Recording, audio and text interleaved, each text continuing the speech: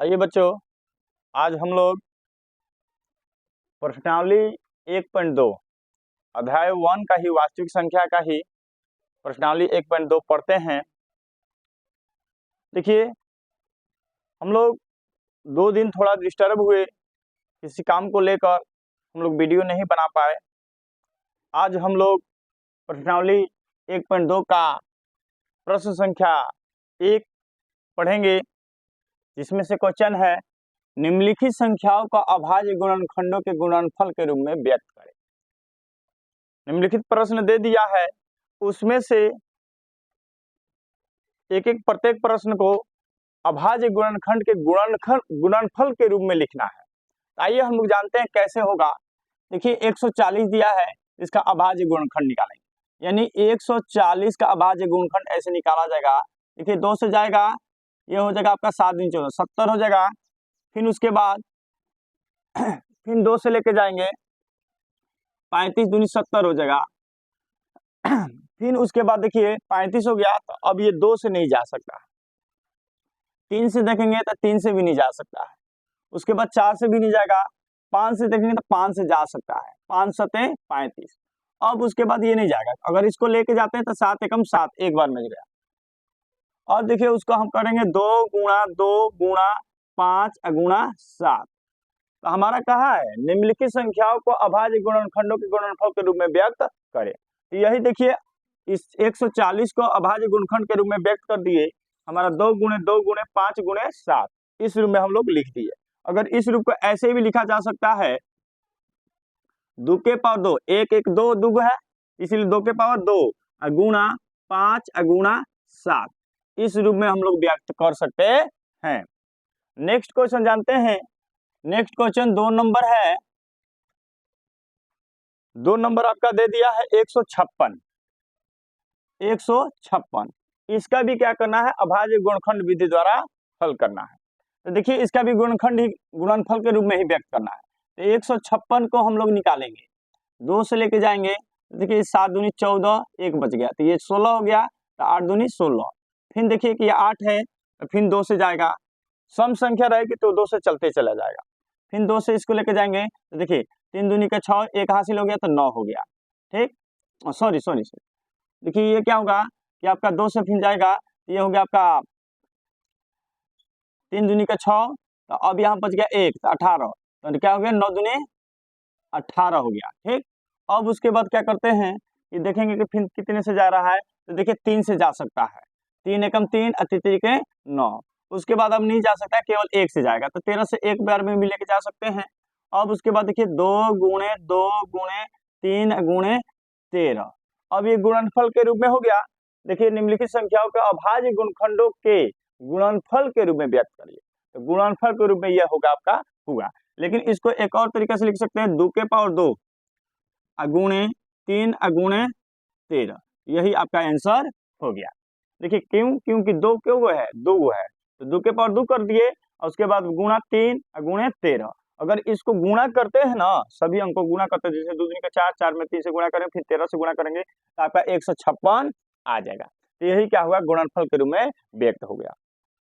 अब उसके बाद आप लोग चलते हैं हम लोग 3 नंबर सवाल। 3 नंबर आपको दे दिया है 3825। 3825, तो इसको भी अभाज्य गुणनखंड विधि द्वारा ज्ञात करना है और उसके गुणनफल के रूप में व्यक्त करना है। तो देखिए हम लोग क्या करते हैं कि 3 8 2 5 लिख दिए। अब इसको हम लोग क्या करते हैं, गुणनखंड करेंगे।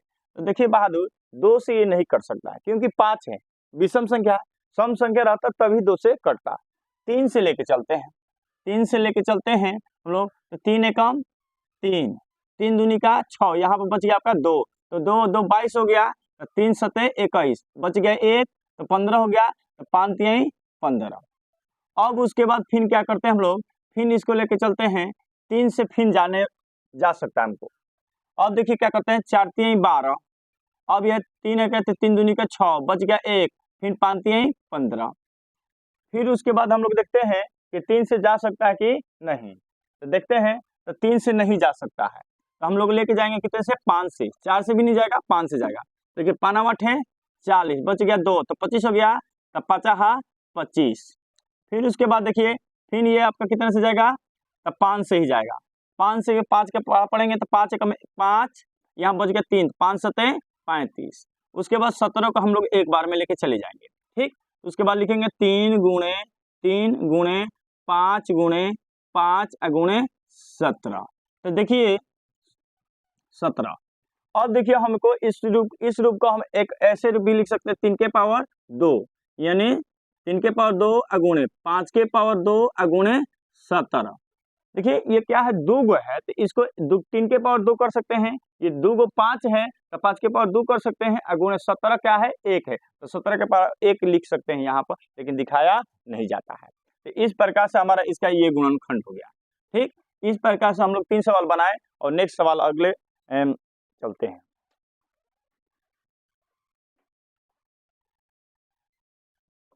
आइए नेक्स्ट क्वेश्चन, फोन नंबर जानते हैं। फोन नंबर दे रहा है 5005। तो देखिए इसका भी गुणनखंड करेंगे और गुणनफल के रूप में लिखना है। तो आइए ध्यान दीजिए, 5 2 0 और 5 लिख दी इसको। अब क्या करते हैं हम लोग, कितने से जाएगा ये देखेंगे। तो देखिए 2 से तो जा नहीं सकता है क्योंकि विषम संख्या है। हम लोग ये देख रहे हैं कि 3 से भी नहीं जा सकता है, कहीं कटने लायक ना है, तो 5 से लेके जाएंगे। तो देखिए 5 एकम 5, फिर 2 0, फिर 5 एकम 5।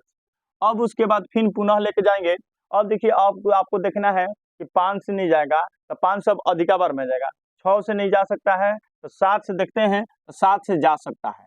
तो 7 एकम 7, बच गया यहाँ पर 3, यहाँ पर हो गया 30, तो 7 चौक 28, बच गया 2, तो ये हो गया 21, तो 70 का 143 हो गया। अब उसके बाद हम लोग इसको देखेंगे कि अब 143 कितनी बार में जा रहा है। तो देखिए हम लोग का ये क्या होगा, 11 से जाएगा। 11 है कम 11, बच गया यहाँ पर 3, तो 3 3 33 हो जाएगा। 11 3 33, ये 13 को लेकर के एक बार में लेके चले जाएंगे। हम लोग लिखेंगे 5 गुणे 7 गुणे 11 गुणे 13। अब देखिए ये गुणनफल के रूप में व्यक्त हो गया, क्योंकि अब इसको इस रूप में नहीं व्यक्त किया जाएगा क्योंकि सभी सिंगल सिंगल है, एक एक है। 5 एक है, 7 एक है, 11 एक है और 13 एक है, एक एक है, तो इसको जस्ट ऐसे ही लिख देंगे। ठीक, अब उसके बाद आते हैं 4 के बाद 5 नंबर 7429, 7429। तो ध्यान दीजिए 7429 इसका भी अभाज्य गुणनखंड द्वारा निकालना है और गुणनफल के रूप में व्यक्त करना है। तो ध्यान दीजिएगा, इसको लिखेंगे 7429 और इसका गुणनखंड करेंगे तो देखेंगे कितनी बार में जा रहा है। तो देखिए बहादुर, कुछ ऐसे क्वेश्चन होते हैं उसका गुणनखंड बहुत भास्ट होता है, अब उसको देखना पड़ता है। देखिए 2 से जाएगा नहीं, 3 से लेके जाने पर मान लीजिए 9 है तो 9 कट जाएगा, लेकिन और नहीं कट सकता है। तो ऐसे करते करते हम लोग यहाँ से पहुंचेंगे तो 17 से लेके जाएंगे। तो 17 से लेके जाने पर हम लोग क्या करेंगे, तो 17 चौका क्या होता है 68, बच गए यहाँ पर कितना 6 बचेगा। देखिए 17 चौका 68 होगा, तो अब इसमें क्या होगा, 2 इधर और 4 इधर, तो 4 2 6 बच गया, तो ये 62 हो गया। अब कितनी बार में लेंगे, 3 बार में लेके जाएंगे। तो 17 3 51, अब बच गया कितना, यहाँ पर बच गया आपका, देखिए 17 3 51, तो 9 इधर 9 2 11, यानी 119 बच गया। अब देखिए जानते हैं 17 का पढ़ा, आप लोग को याद होगा कि 17 का पढ़ा हम अगर 7 हाली पढ़ते हैं तो 17 सते 19 से 119 होता है, तो 7 बार में लेके चलेगा। ठीक, अब उसके बाद देखते हैं कि 437 से ये कितनी बार में जाएगा। तो ये देखिए आपका जाएगा 19 बार में। ये कितनी बार में जाएगा, 19 बार में। तो अब 19 बार में लेके जाएंगे तो इसको देखें, 19 दूनी का 38, 2 बच गया 5, ये हो गया 57, तो 19 3 57 आप लोग जानते हैं। अब देखिए 23 कटने वाला है कि नहीं है, लेके भी जाएंगे तो अगर 23 के कितने बार में लेके जाएंगे, एक बार में लेके जाएंगे। तो हम क्या करते हैं, गुणा 17 गुणा 19 गुणा 23। अब देखिए बहादुर ये 23 है, अब क्या करते हैं कि 17 गुणा 19 गुणा 23, एक एक सिंगल है, तो इसी तरह से हमारा ये क्या हो गया, गुणनफल हो गया। ठीक, तो इस प्रकार से देखिए हम लोग प्रश्नावली 1.1 का 1.2 का सॉरी 1.2 का क्वेश्चन नंबर पहला का 5 क्वेश्चन दिया गया था, जिसमें अभाज्य गुणनखंड के गुणनफल के रूप में निकालना था, जो हम लोग निकाल लिए। आप लोग अच्छा से समझे होंगे, अच्छे ढंग से नहीं समझ में आया होगा तो कमेंट में बोले कि नहीं समझ में आया। लाइक कमेंट और सब्सक्राइब जरूर करें।